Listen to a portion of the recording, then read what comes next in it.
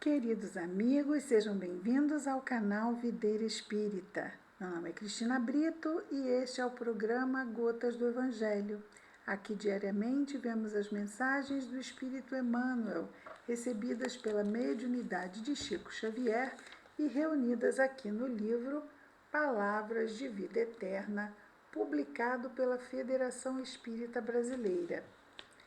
Hoje nós vamos aproximar mais aqui o microfone para tentar melhorarmos o som. Não que alguém tenha reclamado, mas escutamos um pouco um dos programas e achamos que o som estava um pouquinho distante. Então, se puderem dar um feedback, aqueles que puderem, se acham que assim o som fica melhor, eu agradeço aos amigos. Muito bem, hoje vamos ver a mensagem de número 142, cujo título é No Bem de Todos. O versículo destacado por Emmanuel são palavras de Paulo de Tarso escrevendo sua carta aos Hebreus. O capítulo é o 13, o versículo é o 5. Nos diz Paulo: sejam vossos costumes sem avarezas, contentando-vos com o que tendes, porque ele disse: não te deixarei, nem te desampararei. Então vejamos que Paulo não está dizendo que ao nos contentarmos com o que temos, não devemos buscar melhorar na vida, né? Buscar posição melhor no mercado de trabalho, não disse isso. Se nós estamos insatisfeitos com nossa profissão, ou mesmo o atual trabalho que estamos tendo, e queremos melhorar, podemos fazer um curso, podemos melhorar as nossas competências e buscar um lugar melhor no mercado de trabalho. Isso é meritório, não é? Mas não é isto. É a questão de estarmos insatisfeitos com o que temos e, a partir daí, podemos entrar num estado de revolta, o que vai fazer a nossa vibração ficar bem pesada. Podemos também nos entregar a um tormento voluntário, conhecido como a inveja. Olha, o que é inveja? Inveja é desejar o que o outro conquistou à custa do seu trabalho. Então, se eu quero conquistar, e é justo que eu então lance mão do trabalho para conquistar, mas não cobiçar o que o outro lutou para ter e está lá usufruindo os resultados do seu próprio esforço. E no capítulo 5 do Evangelho segundo o Espiritismo, nós temos, e vamos aqui recorrer, nós temos no item 23, já na Instrução dos Espíritos, o capítulo 5 do Evangelho segundo o Espiritismo é Bem-aventurados os aflitos. Fala de uma das bem-aventuranças. Então, no item 23, nós temos uma mensagem do Espírito Fenelon, recebida em Lyon em 1860. E ele vai nos falar sobre haverá maiores tormentos que os causados pela inveja e o ciúme. Para o invejoso e o ciumento não existe repouso. Sofrem ambos de uma febre incessante. As posses alheias lhes causam insônias. Os sucessos dos rivais lhes provocam vertigens. Seu único interesse é o de eclipsar os outros. Toda sua alegria consiste em provocar nos insensatos como eles a cólera do ciúme. Ou seja, antes seja o outro a cobiçar o que eu tenho, não é? Pobres insensatos, com efeito, que não se lembram que talvez amanhã tenham que deixar todas as futilidades, cuja cobiça lhes envenena a vida. Não é a eles que se aplicam essas palavras. Bem-aventurados os aflitos, porque serão consolados, pois seus cuidados não têm compensação. no céu, diz o espírito Fenelon, no Evangelho segundo o Espiritismo. Então, voltando aqui às palavras de Paulo, que muito bem nos lembra que os nossos costumes devem ser sem avareza e devemos nos contentar com o que temos, porque o Senhor não nos deixará e não nos desamparará. Então não há por que ficarmos aflitos. E principalmente quando esta aflição são aqueles tormentos voluntários. Nós já temos que passar por provas e expiações, porque é assim que nos aprimoramos. Mas existem tormentos, que são dispensáveis, que não precisávamos passar. E muito bem destacado por Allan Kardec no Evangelho segundo o Espiritismo, através da mensagem do Espírito Fenelon, a questão que envolve a inveja e o ciúme. Um tormento realmente do qual podemos abrir mão. Ouçamos então o que o Espírito Emmanuel comenta sobre as palavras de Paulo.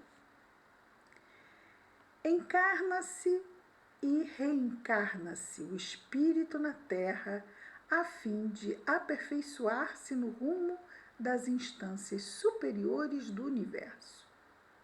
Não te encarceres assim nos tormentos do supérfluo que a avareza retém como sendo recurso indispensável à vida. Tem pessoas que pensam e sentem que o supérfluo é indispensável. Mas se fosse indispensável, não seria supérfluo, não é? Na cegueira com que inventa fantasiosas necessidades. Então, vamos pensar uma pessoa que vive numa cidade muito bem servida de transportes públicos e pensa que não pode viver sem um carro. Isso é supérfluo. Tem pessoas que sim, precisam de carro mesmo, porque moram em lugares afastados, que não são dotados de transportes públicos, aí fica realmente difícil, ou trabalham em horários onde os transportes públicos, tem pessoas que trabalham à noite, de madrugada, quando os transportes públicos não estão, vamos dizer assim, com a disponibilidade que ficam durante o dia. O dono do pomar, pomar, aquele lugar que dá frutos, não comerá dos frutos senão a cota compatível com os recursos do estômago.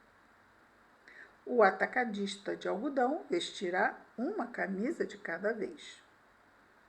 Entretanto, o cultivador e o negociante serão abençoados nos céus se libertam os valores que administram em louvor do trabalho que dignifica, da educação que eleva, da beneficência que restaura ou da fraternidade que sublima. Então, se nós temos recursos,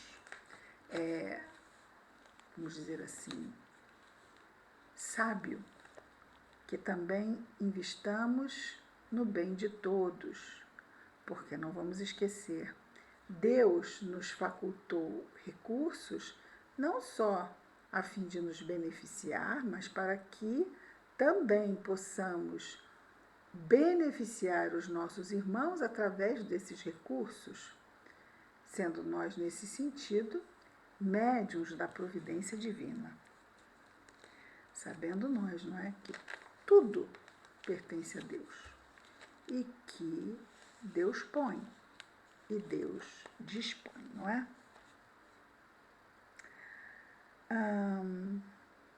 Atendamos aos deveres que as circunstâncias nos atribuem, acalentando ideais de melhoria, mas aprendamos a contentar-nos com o que temos, sem ambicionar o que não possuímos em matéria de aquisições passageiras, a fim de conquistarmos, sem atritos desnecessários, os talentos que nos faltam. Então, vejamos, podemos sim trabalhar na conquista desses talentos que nos faltam sem criar para nós tormentos em cima do que quem quer que seja tenha. Ainda não se viu homem no mundo, ser humano no mundo, cercado de tesouros infrutíferos, que se livrasse tão somente por isso das leis que regem o sofrimento e a enfermidade, a velhice e a morte. Então, os recursos materiais não nos isentam de passar pelas dificuldades outras, que não as financeiras, na nossa vida. Então, nós sabemos, não é? Que as pessoas podem ter muito dinheiro e mesmo assim adoecem.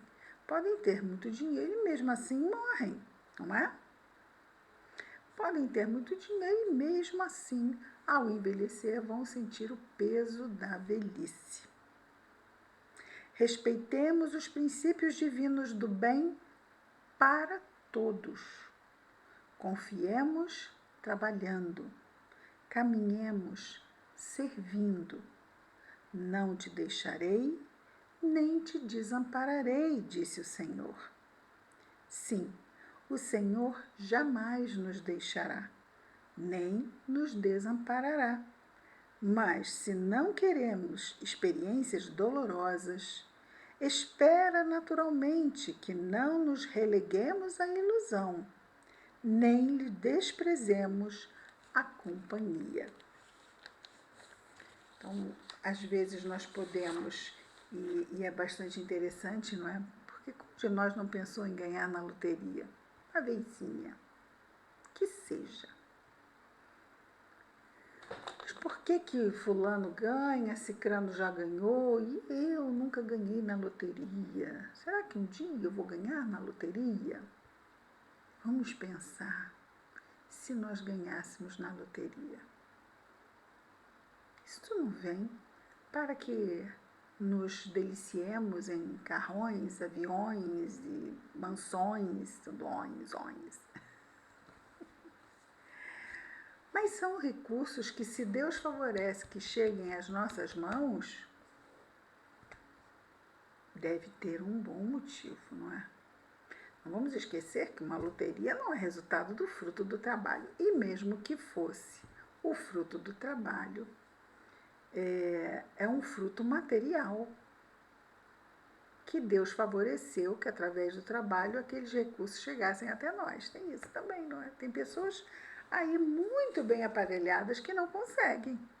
Não conseguem uma colocação, não conseguem um emprego, são muitas vezes preteridas por outros e não entendem por quê. Mas Deus sabe, estão aí as provas. Mas se Ele nos favorece através do trabalho ou através do que quer que seja, que sejamos aquinhoados com recursos, às vezes de monta, o que será, não é? A gente fica assim, nossa, é muita responsabilidade. Vamos ter uma melhoria de qualidade de vida inegável? Mas é só isso? É só isso? Porque tudo passa tão rápido. E depois, ao chegarmos ao mundo espiritual na prestação de contas, teremos a consciência irrefutável da nossa lucidez de que tudo aquilo que tivemos em nenhum momento nos pertenceu. Foi-nos apenas confiado para o bom uso, como a parábola dos talentos também nos relata. Não quer dizer que não possamos ter uma vida de melhor qualidade, mas não vamos esquecer que não é só isso que conta na vida, não é? Da onde nós viemos, o que estamos fazendo aqui, para onde vamos quando sairmos daqui. Essas são questões chaves para as direções ou para a direção que damos à nossa vida. Sim, o Senhor jamais nos deixará nem nos desamparará, mas se não queremos experiências dolorosas, espero, Senhor, naturalmente, que não nos releguemos à ilusão, nem lhe desprezemos a companhia. Mas como assim? Como é que eu posso não desprezar a companhia do Senhor? Fazendo com que a companhia do Senhor nos seja útil, ou seja, o que Ele falou, vamos exercitar. Ainda não conseguimos fazer com plenitude, mas Ele não pediu que fizéssemos com plenitude. Aliás, Ele falou, sede perfeitos, como perfeito é o Pai que está nos céus, mas é claro que Ele sabe que isto vai levar um tempo para ser construída essa perfeição. Ele nos instigou a buscarmos o trabalho que leva à perfeição. Não está pedindo que nós resolvamos isso numa única encarnação, mas estamos atentos, ou estamos buscando estar atentos às lições e a implementar essas lições um pouquinho a cada dia. Hoje, melhor do que ontem, amanhã, melhor do que hoje. No bem de todos, vamos orar? Querido Jesus, Mestre amado, obrigado, Senhor, por mais este dia. Obrigado, Senhor Jesus, por mais esta encarnação. Obrigado, Senhor, pelos recursos que nos chegam. Ajuda-nos a usá-los de forma sábia, o melhor que pudermos a cada dia, Senhor. Ajuda-nos a estarmos atentos e vigilantes.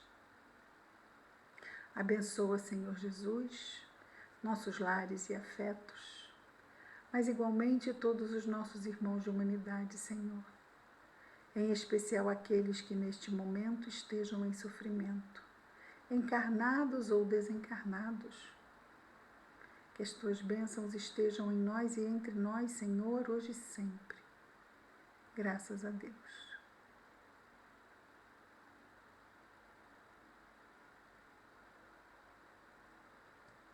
É isso, queridos amigos. Amanhã estaremos de volta com mais um programa Gotas do Evangelho. Que Jesus nos abençoe a todos. Muita paz.